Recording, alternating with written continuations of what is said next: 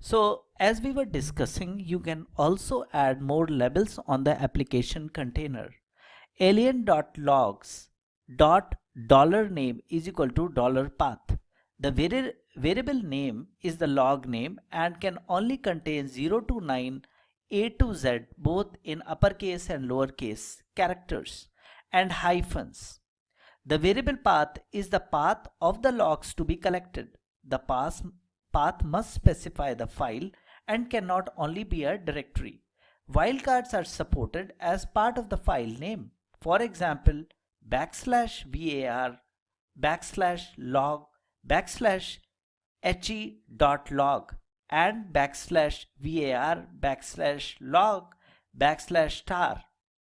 Log are both correct. However, \var, \log is not valid because the path cannot be only a directory.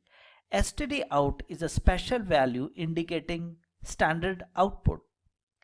Alien.logs.$name.format, the log format. Currently the following formats are supported, which are non-unformatted plain text.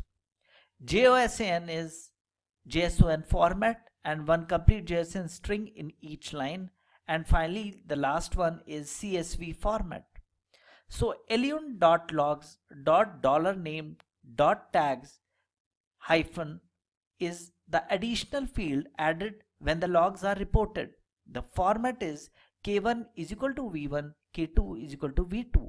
The key value pairs are separated by commas. For example, alien.logs.access.tags is equal to $name is equal to hello, comma, stage is equal to test. Then the logs reported to the storage will contain the name field and the stage field.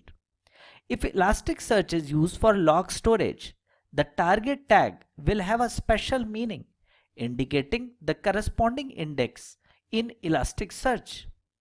Logpilot extension.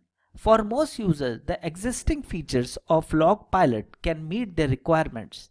If Logpilot contain meet your requirement, you can submit an issue at GitHub /alien container service /logpilot, or directly change the codes and then raise the PR. Let's have a word on health check of Docker container. In a distributed system, the service availability is frequently checked by using the health check to the measure of avoiding exception when being called by other services. Docker introduced native health check implementation after version 1.12. The document introduces the health check of Docker containers. Process level health check checks whether or not the process is alive, and the simplest health check for containers. So Docker daemon automatically monitors the P1 D1 process in the container.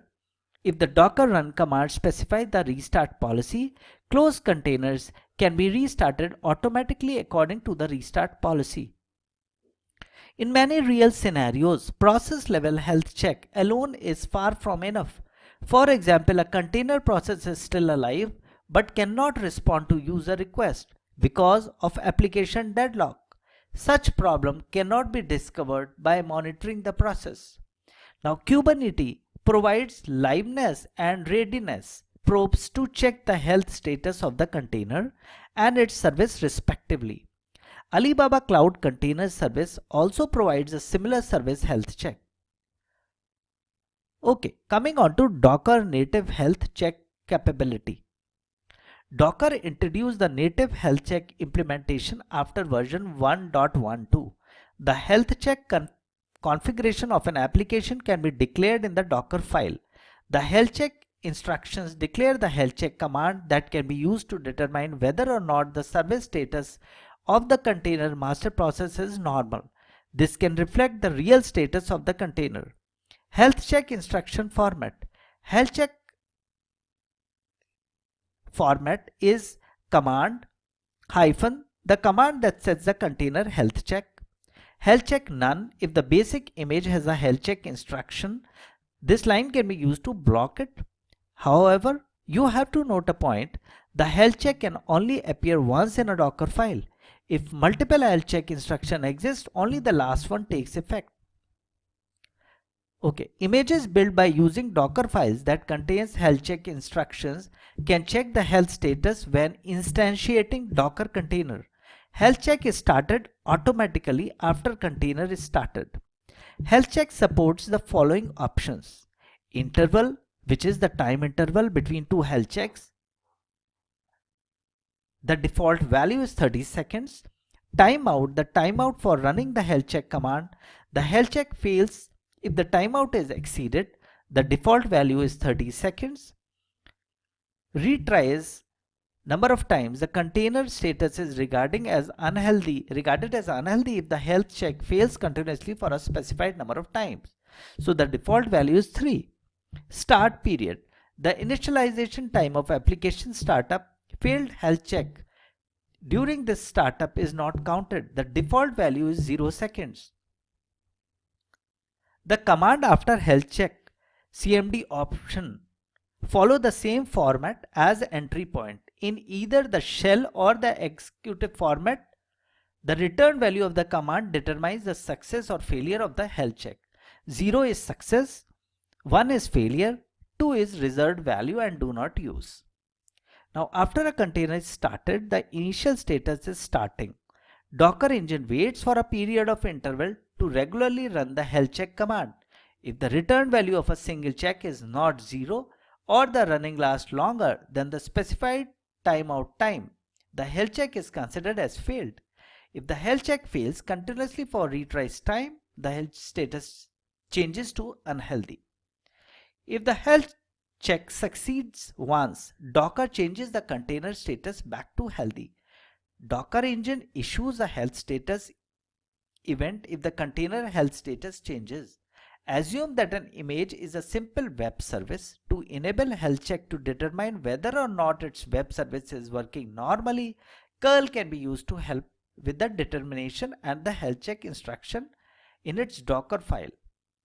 And it can be written as follows, as you can see on the screen now. You can use Docker PS after several seconds. The Elasticsearch container changes from the starting status to a healthy status. Another method is to directly specify the health check policy in the Docker run command. To help troubleshoot the issue, all output results of health check commands are stored in health status and you can view them with the Docker inspect command. Use the following commands to retrieve the health check results of the past 5 containers.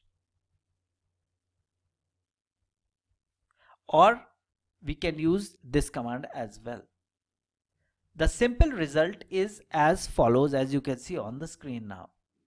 Generally, we recommend that you declare the corresponding health check policy in the Docker file to facilitate the use of images, because the application developer know better about the application SLA. The application deployment and operation and maintenance personnel can adjust the health check policies as needed for deployment scenarios by using the command line parameters and REST API.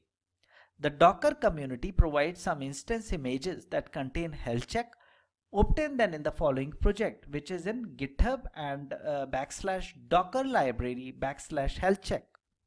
However, a point to note there is Alibaba Cloud Container Service supports Docker native health check and Alibaba Cloud Extension health check. Currently, Kubernetes does not support Docker native health check. Okay, now coming on to one-click deployment of Docker data center. Let's have a word about DDC, Docker Data Center. It's an enterprise level container management and service management package solution platform released by Docker. DDC is composed of the following 3 components: Docker Universal Control Plane, which is a set of graphical management interfaces. Second, Docker Trusted Registry, a trusted Docker image repository. And third, Docker Engine Enterprise Edition, the Docker Engine providing technical support.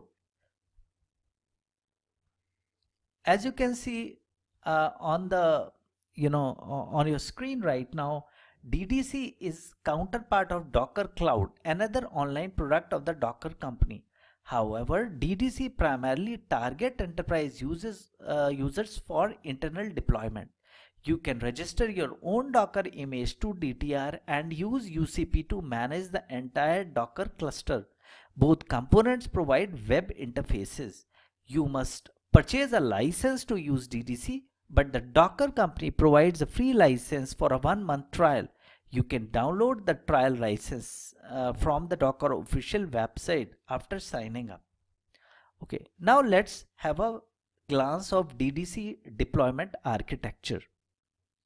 As you can see on the screen, in the preceding basic architecture figure, controller primarily runs the UCP component, DTR runs the DTR component, and worker primarily runs your own Docker service.